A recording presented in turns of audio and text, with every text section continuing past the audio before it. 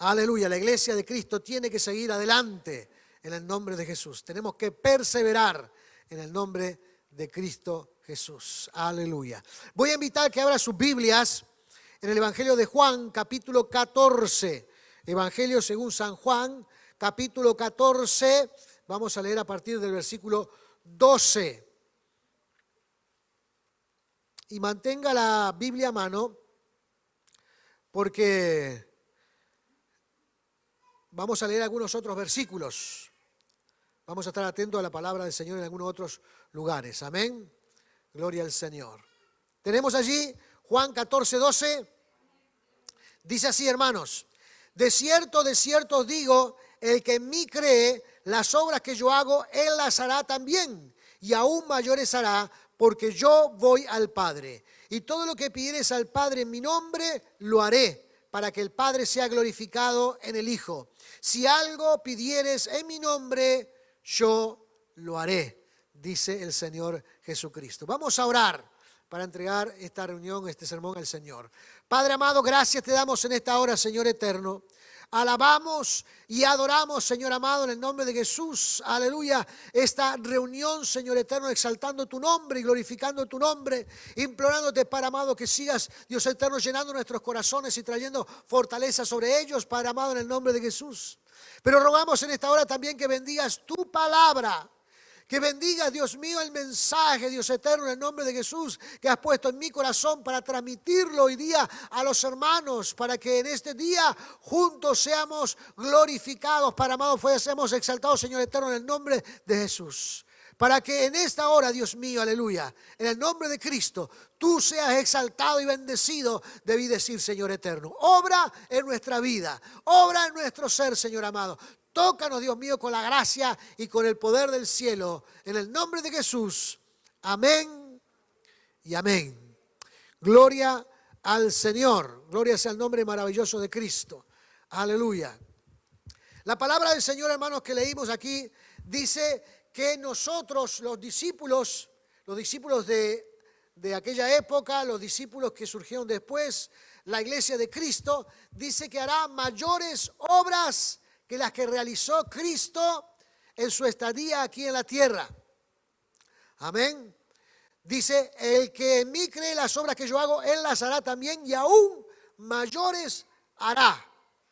Jesús le está diciendo cosas muy importantes a los discípulos en este momento. Le está diciendo que ahora ellos tienen la oportunidad de hacer milagros, prodigios, maravillas, que hacer que la palabra de Dios sea glorificada cuando ellos predican y anuncian el Evangelio. Y que a partir de ese momento la iglesia de Cristo, hermanos, experimentó a través de toda la historia esa obra maravillosa, amén, de orar y ver milagros de parte del Señor. Pero para los discípulos, hermanos, escuchar esta palabra era extremadamente desafiante. Era muy desafiante, porque los discípulos habían tenido unos cuantos fracasos en momentos que quisieron hacer algunas cosas en el nombre del Señor. Tuvieron algunas dificultades, tuvieron algunas cosas que podríamos llamarlas que fueron algo así como fracasos en su obra ministerial en sus primeros tiempos. Y voy a detallar por lo menos dos para que ustedes vean lo que quiero decir en esta mañana. En el momento en que el Señor Jesús le dice a los discípulos que le den de comer a aquella multitud de 5,000 personas recostado en un descampado después de que el Señor Jesús le había predicado y anunciado la palabra y enseñado el Evangelio durante todo el día. El sol se ocultaba, la noche comenzaba a caer y los discípulos le dicen al Señor Jesús en Mateo 14:15. Mateo 14:15. Cuando anochecía, se acercaron a él sus discípulos diciendo: el lugar es desierto y la hora ya pasada. Despide a la multitud para que vayan por las aldeas y compren de comer. Pero Jesús les dice a los discípulos lo siguiente: no tienen necesidad de irse, dadle vosotros de comer. Seguramente, hermanos, si yo hubiese estado en ese grupo de discípulos, también hubiésemos empezado a mirar a la cara que le demos qué cosa. ¿Que le demos de comer a cuántos? ¿Cómo es esto? Lo que el Señor está tratando de hacer es que estas personas se animen a entrar, hermanos, en esa fe de hacer obras para la gloria del Señor. Pero para ellos, hermanos, tener que darle de comer a 5,000 personas, algunos estudiosos dicen que eran como 12,000 porque dice 5,000 varones y bueno, faltaban las mujeres y los niños, 12,000 personas, darle de comer y se mirarían unos a los otros. Y allí aparece Felipe tímidamente con un muchacho que tenía 5 panes y 2 peces. ¿Y qué va a hacer esto para tantos? Y no sabían qué hacer, no sabían cómo reaccionar. Se sintieron realmente impotentes a lo que le estaba diciendo el Señor. Dadle vosotros de comer. Por supuesto que el Señor Jesús sabía lo que iba a pasar. El Señor sabía lo que iba a hacer, pero estaba probando su fe. Estaba probando, hermanos, desafiándolo a hacer algo que nunca se hubiesen imaginado hacer. Estaba probándolos a ver si se animaban tan solo a creer en que las cosas pueden ser posibles cuando oramos al Señor.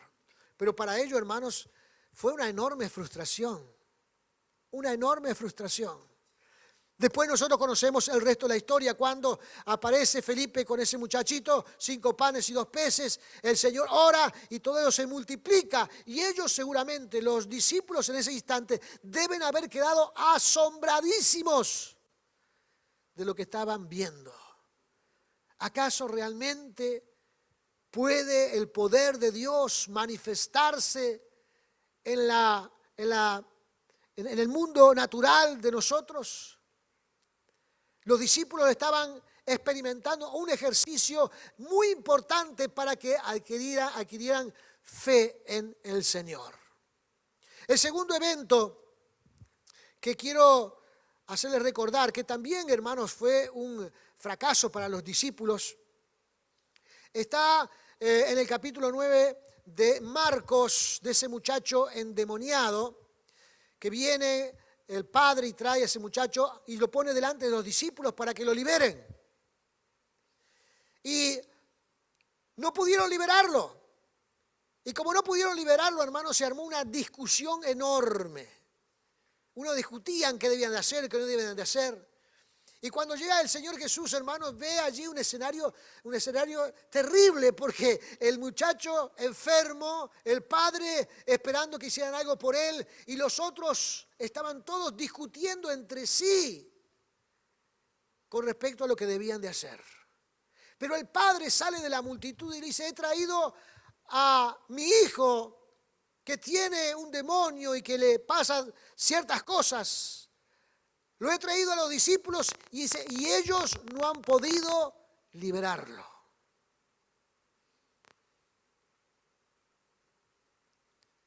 La impotencia, hermanos, en ese momento hizo que sus reacciones se fueran hacia las discusiones y no pudieran ver que estaban allí, hermanos, con la oportunidad de hacer una obra y un milagro en la vida de ese papá y de ese joven, particularmente de ese joven. Entonces, cuando todo termina, porque el Señor, si usted continúa leyendo, va a ver que el Señor termina liberando al muchacho y queda sano de esa situación. Todos se van con Jesús a una casa, a la casa, dice versículo 28 de ese capítulo 9 de Marcos. Cuando Jesús entró en la casa, sus discípulos le preguntaron a solas: ¿por qué nosotros no pudimos expulsarlo? Habían quedado afectados por lo que habían visto. Habían quedado afectados por no poder hacer algo por ese muchacho. Habían quedado afectados porque no tenían respuesta para ese problema. Pero también se confrontaron con la impotencia de no poder hacer ninguna cosa cuando alguien viene con una necesidad. Esta gente que había experimentado en cierta manera el fracaso, la frustración en el plano espiritual, ahora Jesús les está diciendo que ellos harían mayores obras que las que hizo Él en la tierra. Jesús está desafiándolos, está comprometiéndolos para que puedan comenzar a pensar que la obra de Dios continuará, pero ahora a través de sus vidas. Y que aquellas situaciones que vivieron en el pasado ya no deben afectarles, porque ahora el Señor, dice, les enviará otro Consolador, le enviará el Espíritu Santo para respaldarlo en sus acciones. Harán mayores obras. Estas obras, hermanos, serían mayores en número y en alcance. Y quiero mostrarle la prueba de esto, hermanos, porque también esto nos pasa a nosotros a veces, ¿no? A veces alguien viene a nuestra casa y nos cuenta de sus enfermedades, de su dolencia o de sus conflictos y comienza una guerra espiritual interna a nosotros. Decirle que podemos orar. Dile que podemos pedirle a Dios que Dios lo saque de esa situación o que Dios lo sane. Pero no está el pastor aquí, el pastor tendría que hacer esta oración. Bueno, pero no podemos llamar al pastor en este momento, no podemos llamar a aquel hermano que califica como más espiritual que nosotros, no podemos hacer eso, estamos aquí enfrente de esta situación. ¿Qué debo de hacer? Y sentimos esa voz interior que nos dice, tienes que orar, tienes que pedirle al Señor que Dios haga el milagro, pero no nos animamos. No nos animamos. ¿Alguna vez le pasó eso? ¿O le estoy hablando a gente que nunca pasó por esas situaciones? ¿Verdad que sí? En algún momento, quizás llegamos a veces a alguna persona que viene a contarnos de sus males y dice, tenés que hablarle del Señor. Tenés que hablarle que hay una salvación grande. Tenés que hablarle de que hay un Dios que puede intervenir en sus dificultades y puede sacarlos de sus problemas. Tenés que hablarle, pero callamos porque no sabemos, tenemos buena suerte de impotencia en nuestra vida. Pero la Biblia dice, hermanos, que la iglesia de Cristo va a hacer mayores obras que la que hizo Cristo estando aquí en la tierra. Los discípulos del Señor del pasado y del presente harán mayores obras que las que hizo el Señor Jesús. Y quiero, hermanos, darle la prueba de esto, por lo menos en los tiempos bíblicos. Si vamos al libro de Hechos, capítulo número 2, allí está, hermanos, el primer sermón predicado por el apóstol Pedro. Pedro, el que estuvo en estas situaciones. Pedro, el que negó a Cristo 3 veces antes que el gallo cantara en la madrugada. Pedro, ahora investido por el poder del Espíritu Santo, lleno del Espíritu Santo, predica el mensaje. Y dice la Escritura, hermanos, que ¿cuánta gente se convierte? 3.000 personas. 3.000 personas con tan solo un sermón. Fue tan convincente, tan poderoso, hermanos, fue tan ungido ese sermón que la gente admitió su necesidad de aceptar a Cristo como su Salvador personal. 3.000 en un solo sermón. Por eso dice la Escritura que hará mayores obras. Jesús le dice, a ustedes harán mayores obras. Mayores obras. Esta gente, hermanos, que se convirtió en este periodo, eran personas que estaban de paso en Jerusalén por causa de una fiesta. La fiesta de Pentecostés. Cuando vuelven a sus lugares, estas personas vuelven, hermanos, también llenas del Espíritu Santo y comienzan a predicar palabra de Dios en los lugares donde ellos están y se levantan iglesias donde ellos van. Y eran hermanos laicos, comunes, personas que habían experimentado salvación recientemente, pero estaban, hermanos, comprendiendo que Dios estaba desafiándoles a llevar el evangelio de donde ellos eran. Y esta gente, hermanos, lleva el mensaje del Señor. Después, pasado el tiempo, el apóstol Pablo recorre algunas de estas zonas y encuentra a gente convertida que estuvo seguramente en Jerusalén y llevó el mensaje de Dios a otras tierras. Mayor en alcance, mayor en número, mayor en alcance, dice las Escrituras. Otro ejemplo. Hechos capítulo número 3, el cojo o el paralítico que está en la puerta de la Hermosa. ¿Recuerdan? Dice que van Pedro y Juan a orar al templo. Seguramente este hombre era muy conocido en la población, porque siempre estaba allí. Estaba allí porque necesitaba ganarse el pan del día. La única forma era encontrar el favor de la gente, que le dieran alguna limosna. Entonces siempre estaba allí, era muy conocido. Seguramente también los discípulos deben haber pasado enfrente de él algunas veces. Y él continuaba en esa situación, pero aquel día en particular, dice que Pedro y Juan le dicen: míranos, no tenemos ni plata ni oro, pero lo que tenemos te damos.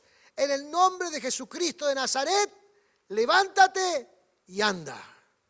Y dice, hermanos, que este hombre se levantó y comenzó a glorificar a Dios. Y se metió adentro del templo y exaltar al Señor y adorar a Dios y bendecir el nombre de Jesús. Y esto trajo, hermanos, tal asombro en la comunidad, hermanos, que el clima espiritual de la ciudad de Jerusalén cambió radicalmente. Fue como un gran avivamiento, donde los milagros sucedían a diario, donde el poder de Dios se manifestaba a diario, donde los discípulos hacían obras todos los días. La fama de ellos, dice, que trascendió los muros de Jerusalén y llegó a las otras aldeas. Y venían gente de otras aldeas a traer a sus enfermos, a las personas que estaban con dificultades. Y dice la Escritura, hermanos, que todos ellos fueron sanados por la gracia y el poder del Señor. Capítulo 5 del libro de Hechos dice lo que estoy diciendo. Capítulo 5, versículo 12 dice: Dios hacía muchas señales y prodigios entre el pueblo por medio de los apóstoles, y todos ellos se reunían sin falta en el pórtico de Salomón. Ninguno del pueblo se atrevía a juntarse con ellos, aunque el pueblo los elogiaba mucho. Los hombres y mujeres que creían en el Señor iban aumentando en número, y en sus camas y lechos sacaban a los enfermos a la calle, para que al pasar Pedro, por lo menos su sombra cayera sobre alguno de ellos. Aún de las ciudades vecinas venían muchos a Jerusalén y traían a sus enfermos y a los atormentados por espíritus inmundos, y todos eran sanados. Y subraye eso, hermanos, porque ahora cada persona que llegaba donde estaban los discípulos con una necesidad, cualquiera fuera, dice la Escritura, todos eran sanados. Ahora los discípulos, hermanos, estaban comprobando las manifestaciones del poder de Dios. Ahora los discípulos, hermanos, estaban viviendo en esa unción divina que les hablaba el Señor Jesús. Cuando el Señor, y vuelvo a la escena de que no pudieron sanar al muchacho endemoniado, Jesús les dice a los discípulos, en ese momento, los reprende de una manera muy dura y le dice: ¿hasta cuándo? En primer lugar dice: generación incrédula, ¿hasta cuándo he de estar con ustedes?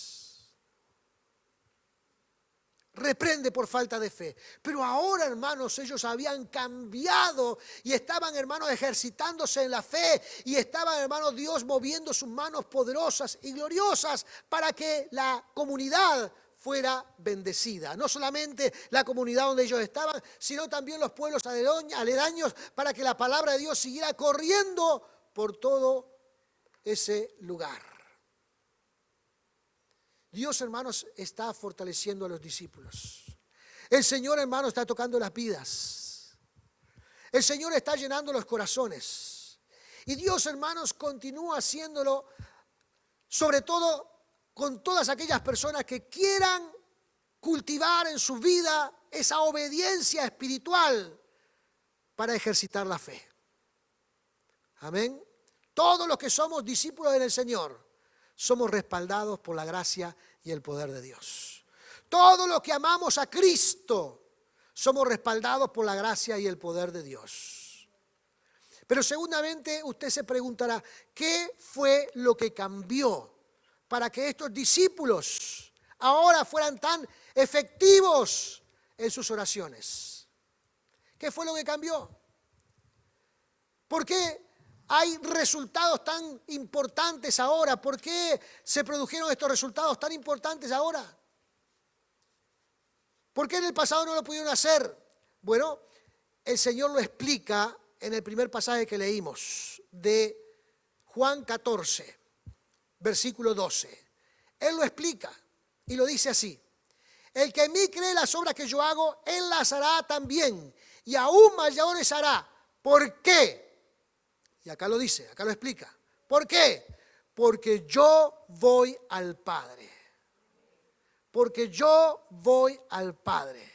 Jesús está diciéndonos ahora, ya no tendré estas limitaciones físicas.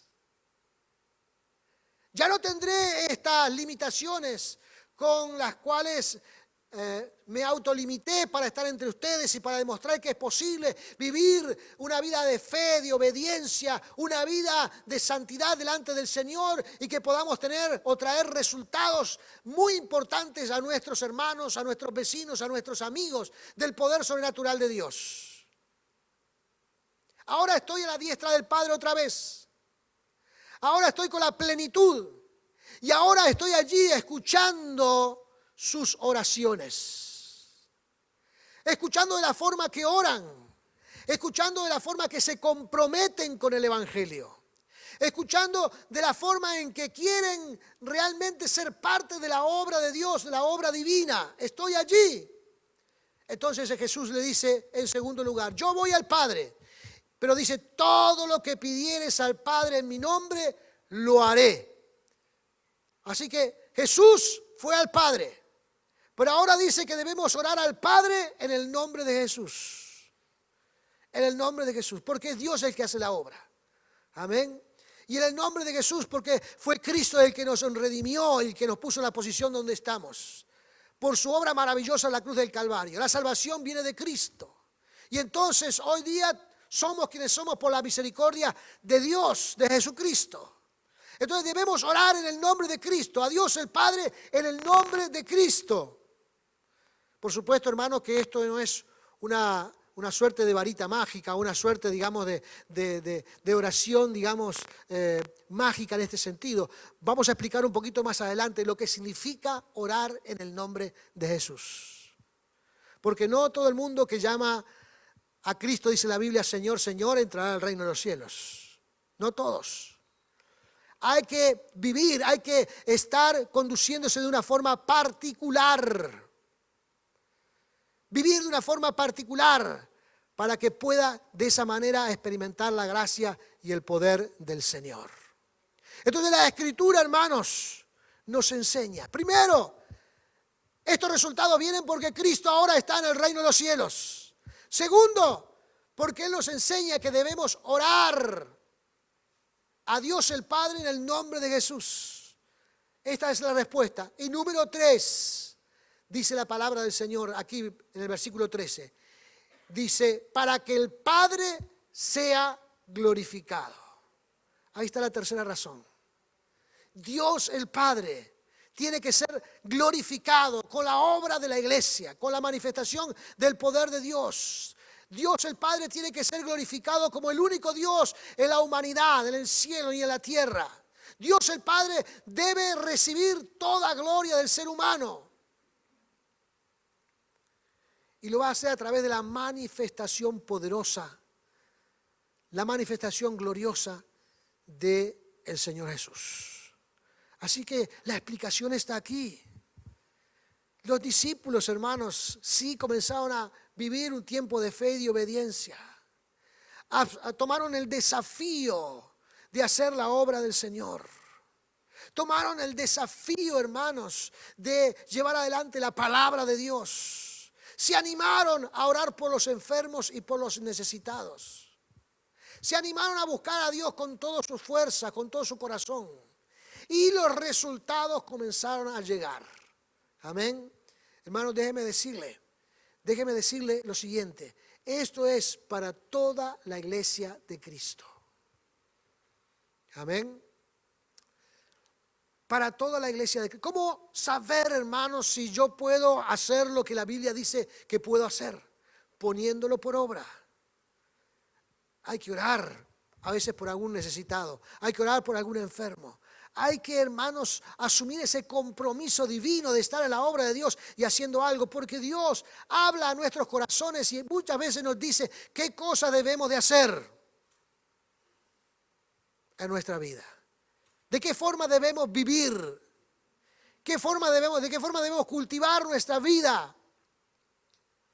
El Señor nos dice en su palabra, nos dice a través de mensajes, nos dice a través de cosas que palpitan en nuestro corazón. Dios lo dice.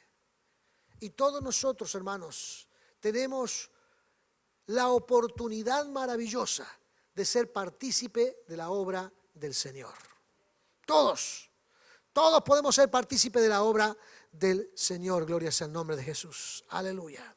Ahora, dije, hermanos, que cuando oramos en el nombre de Jesús tiene que ir acompañado con algunas cosas. No es simplemente usar el nombre de Jesús como que si fuera palabras mágicas que producen un resultado en la tierra por el reino de los cielos. No. El Señor, hermanos, también nos dice que hay cosas que están en nuestro rango y que debemos llevarla a cabo, que son parte, hermanos, de nuestro desafío, que son parte de nuestro compromiso delante de Dios y que debemos tenerlo en cuenta en nuestra vida para que podamos crecer en el nombre glorioso y maravilloso de Cristo Jesús. Dice San Juan capítulo 14, versículo 15.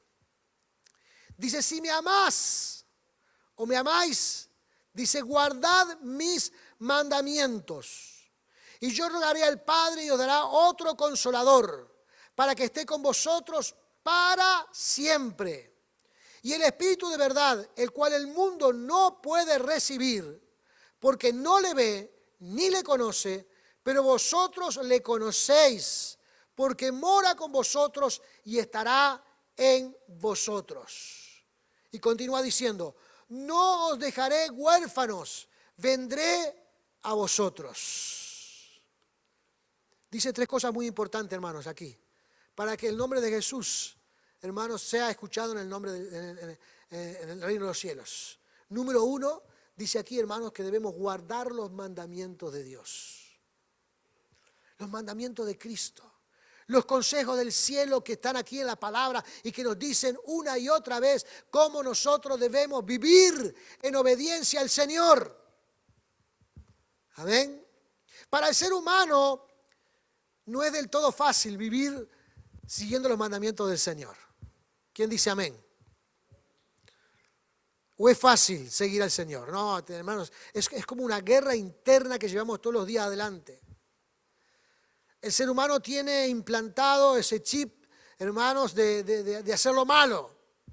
Y todos los días, hermanos, debemos corregirnos, debemos, hermanos, pensar en demostrar nuestro amor a Cristo por medio de la obediencia.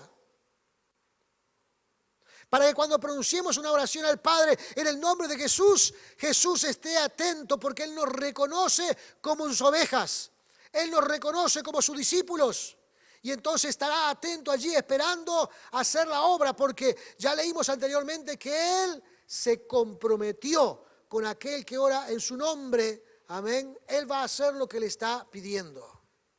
Pero orar en el nombre de Jesús implica ser obediente al Señor. Amén. No quiere decir que usted, hermano, tenga que andar con una aureola acá en la cabeza, demostrando como una suerte de santidad, que es un angelito, y que nunca se va a equivocar, y que siempre va a estar demostrando una tendencia a una forma, a un comportamiento de sumisión permanente. No está hablando de eso. Está hablando, hermanos, de gente de carácter. Está hablando, hermanos, de personas que tienen convicciones firmes en sus corazones y que no llevarán adelante ciertos actos en su vida porque esto lo alejaría de la presencia del Señor. Hermanos, es de valientes aquellos que se autocontrolan en el nombre de Jesús. El autocontrol, hermanos, es una poderosísima arma que el Señor nos ha entregado a los cristianos bajo el nombre del dominio propio. La capacidad sobrenatural que nos da el Señor para poder dominar nuestro ser. Y entonces, hermanos, a veces alguien nos ofende o nos lastima y quedamos, hermanos, con una bronca bárbara y si lo agarramos nos gustaría bofetearlo, pero por honrar al Señor no puedo hacerlo. Porque no me diga que usted nunca se enojó con nadie. Que no le brotó la idea de darle alguna bofetada a alguno.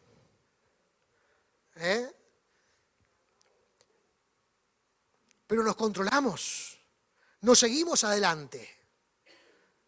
Porque sabemos que eso no es compatible con las enseñanzas de Cristo. Y yo amo al Señor y quiero ser obediente al Señor. Y entonces me controlo para no seguir adelante.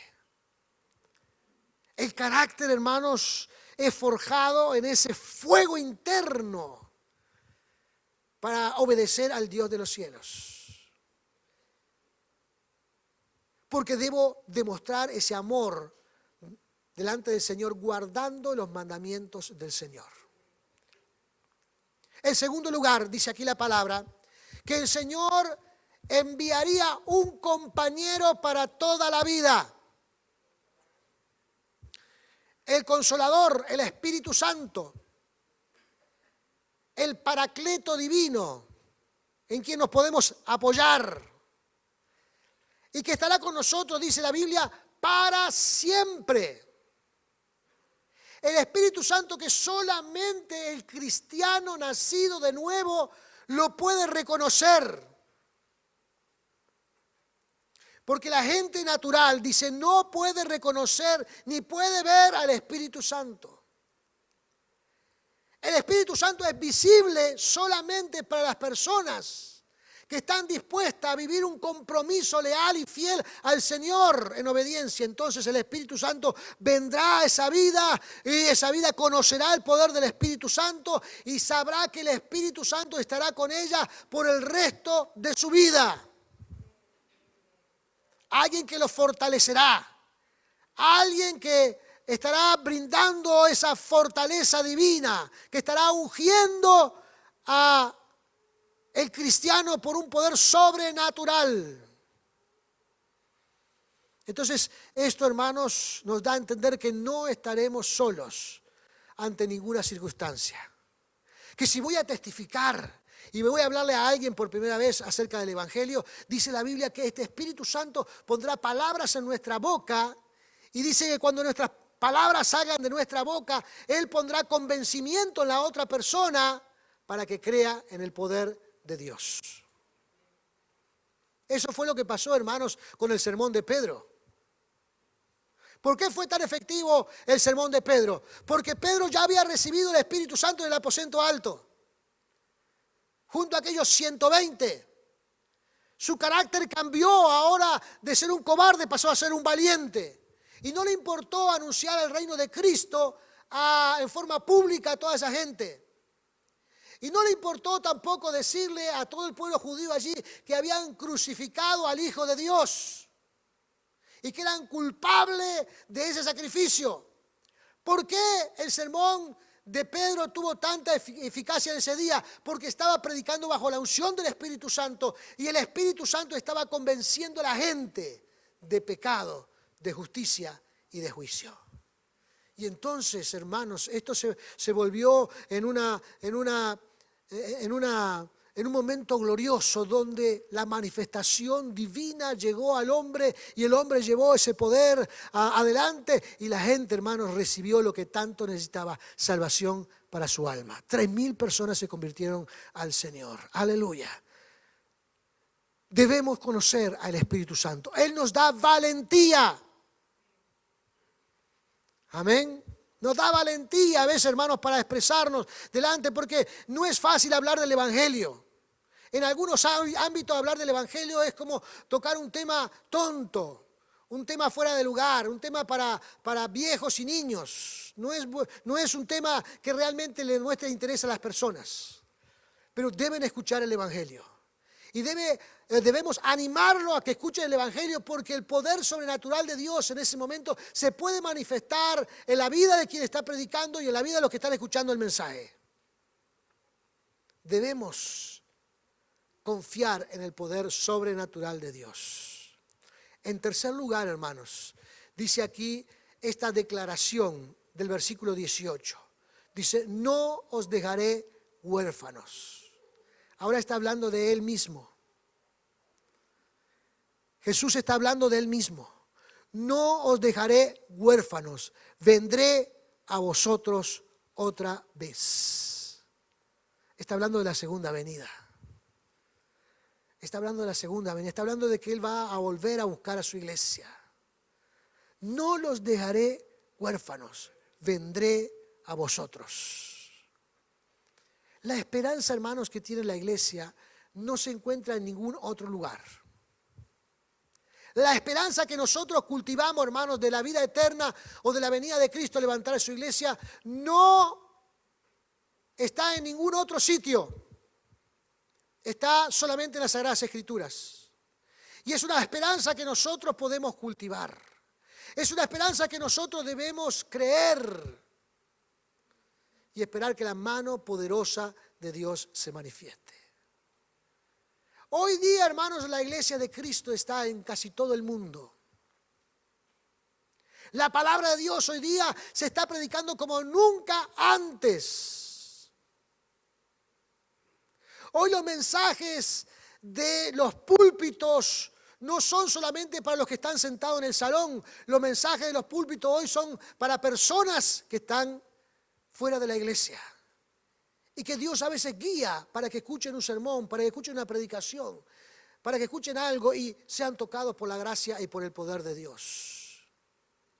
Dios a veces guía a personas para que ellos vayan y pasen por alguna red social o por alguna página web o por alguna radio online que habla del Evangelio y escuchen el mensaje poderoso de Dios. Hoy el mensaje de la iglesia, hermano, trasciende las paredes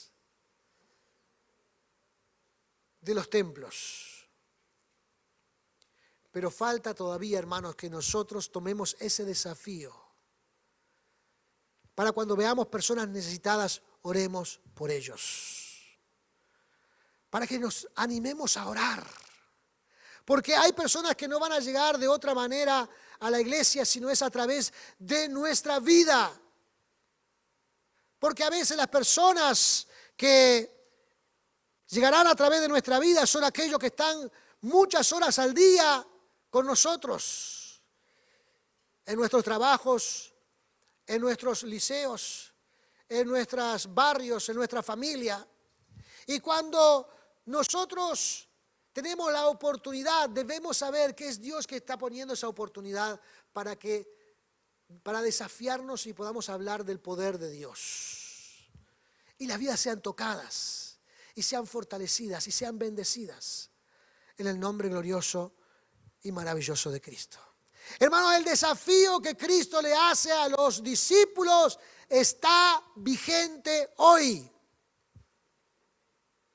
Porque todavía, hermanos, existen personas que son discípulos del Señor sobre la tierra. Y cuando oremos en el nombre de Jesús y le pidamos a Dios un milagro, entonces debemos de saber que Dios va a actuar, porque la palabra de Dios, hermano, dice la Biblia, nunca vuelve vacía. Dios va a actuar, Dios va a hacer la obra, Dios se va a manifestar. Entonces no mire tus limitaciones,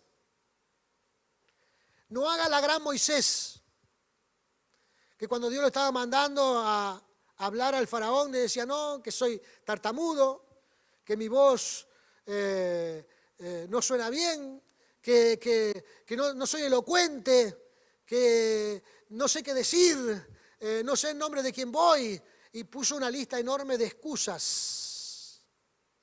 No miremos nuestras limitaciones, porque Dios nos va a usar tal cual somos.